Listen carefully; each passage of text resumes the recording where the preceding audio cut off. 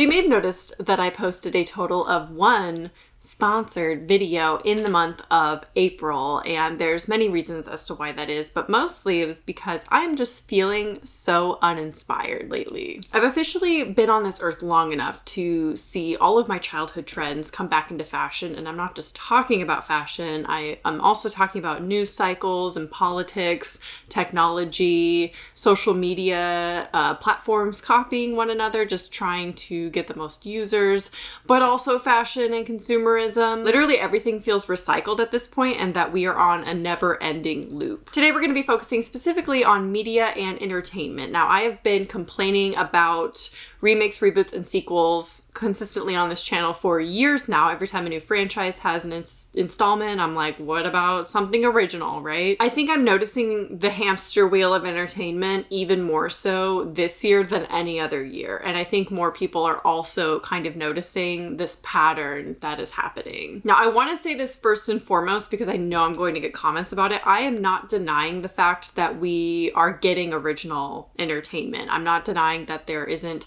original media, being released, especially in the horror genre. I feel like this is a great time to be a horror fan. You just have to know where to look, what streaming services to have, and how to stay informed. But I feel like that is the problem. We kind of have to put in a little bit more of an effort now to stay up to date, at least with the horror movies and horror releases, than relying on marketing and advertising to push it to mainstream audiences, which is fine. That's never really been what horror has been about.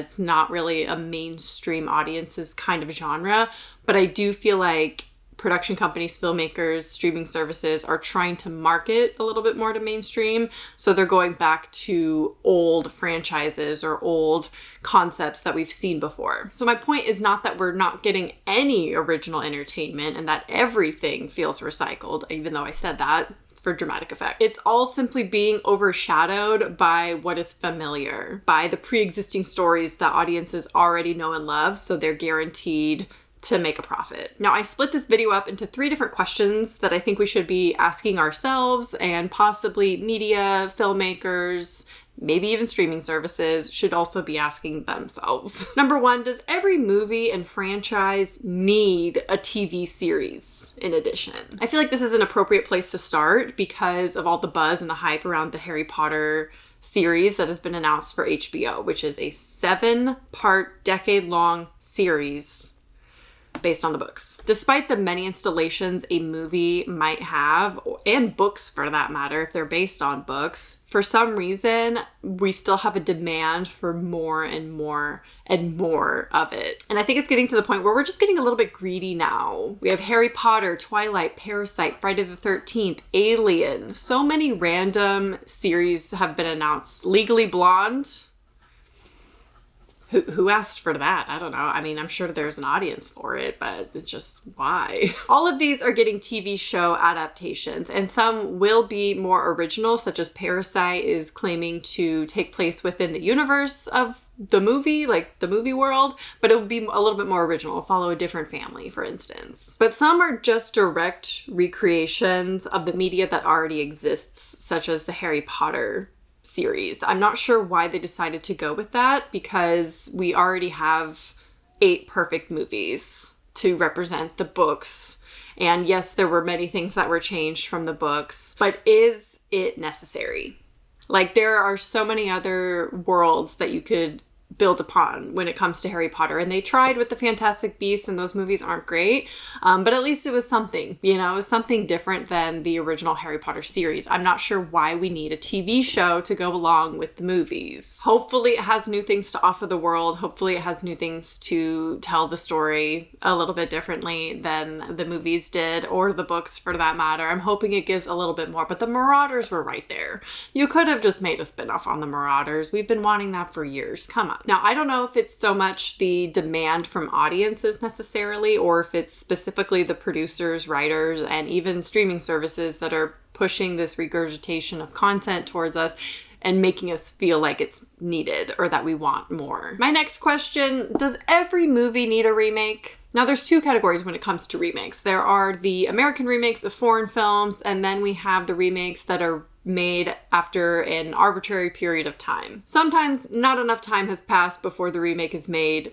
Cabin fever, sorry. But I can't harp on that too much because Funny Games was made only 10 years later, the remake, but I could delve into why that's okay and why Cabin Fever wasn't. So that brings me to my next disclaimer. I'm not saying that all remakes are bad and should never have been made. If you want a list of what movies I think should not have been made, or remakes for that matter, I will link my video up here. But as you know, one of my favorite movies of all time is an American remake of a Japanese movie. So who am I to sit here and categorize which remakes are necessary or which remakes are better than others and which ones should never have been made? Like, my opinion literally does not matter. However, I do believe that some remakes are made purely out of laziness and try to build upon the hype of the original and try to get audiences excited, and then they execute a lazy movie instead of making a really great movie. I'm looking at you, Pet Sematary. Now, the latest movie to have a remake announced, which is why I included this chapter in this video at all, is Speak No Evil. Now, this is a Danish movie that was released in 2022, so just a year ago,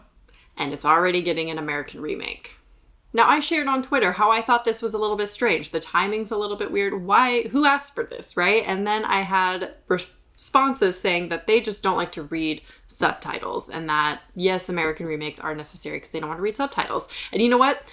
I'm not here to judge anyone. That's a little limiting for me personally, but to each their own, right? I just find this argument to be a little bit strange because Speak No Evil specifically is in English a lot of the time. So it begs the question, why? I feel like American filmmakers see a foreign movie get a lot of hype, especially online with social media. They see it being spread around, kind of get a cult following, and decide, I'm gonna do exactly the same thing.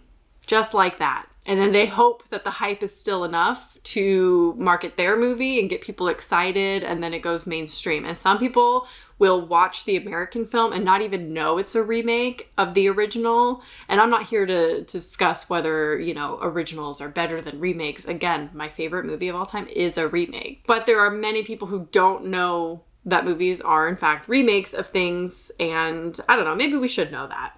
You know, maybe the Speak No Evil movie will be good. I will be watching it. I'll do a video on it. You know, a lot of American remakes are in fact good. I enjoy them. But when it's a year after the movie had been released, when it's already, you know, a lot of it is in English, I'm just, that specifically, why is that necessary? Why do we have to remake that all of a sudden? Like, I think it stands for itself and it holds up on its own. Question 3 I have, when should we let a franchise die?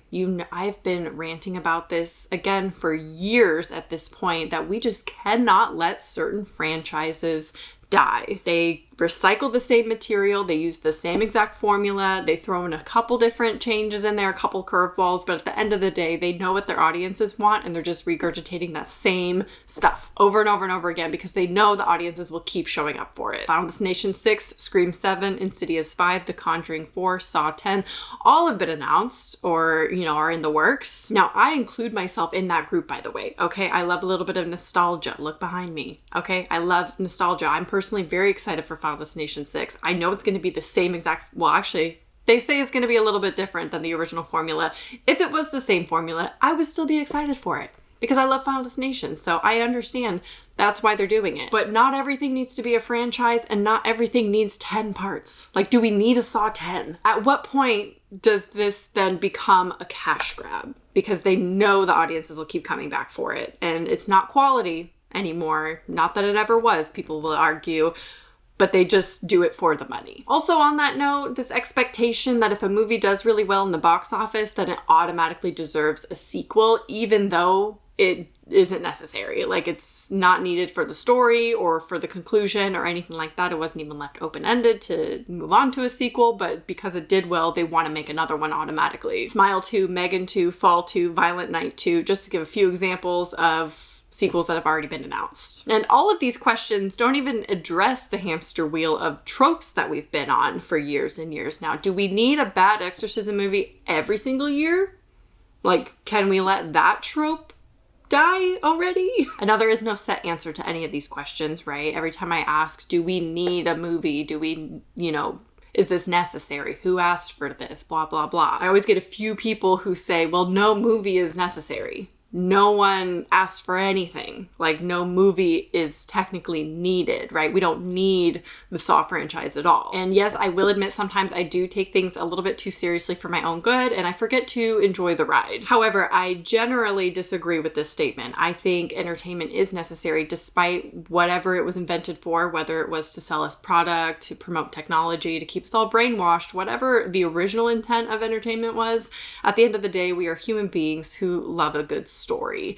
And is it so wrong to want an original story? Now, I admit we all look for different things in our entertainment. Some people love the familiar and just love revisiting characters and, stories that we already know and love. I am one of those people, so it feels a little strange to be ranting about this, but I'm just a little overwhelmed by all the familiar content. I am someone who rewatches Vanderpump Rules and Desperate Housewives annually, okay? So I understand the revisiting of characters, of stories that we already know and love. And there is comfort in the familiar. There's a reason why we rewatch things. There's a reason why I collect DVDs. And maybe there's even a defense in there somewhere that everything has already been done before, so anything that is made is going to be derivative of something else at some point. But we just cannot deny that we are on this hamster wheel of entertainment. We're just going around and watching the same stuff over and over again, watching the same formulas. Even if they're original, sometimes it's just tropey. But there are small glimpses of originality here and there, which is what keeps me holding on to the genre. But if I am not the first person to review an installment of a 10-year-old franchise,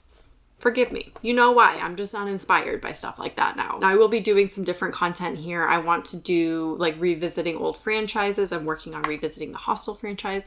And then I'll be talking about Wrong Turn, just revisiting old franchises that were original in their day. And yeah, just talk about stuff that I feel passionate about that may not be modern movies that are being released right now, because it's hard to get to a theater. So let me know if any of that sounds good to you or anything in particular you want me to do. I'm thinking about watching old movies that I've never seen before and reviewing those, like the original Suspiria and things like that. So if that sounds interesting to you, leave a request down below. I hope you understand where I'm coming from with this rant.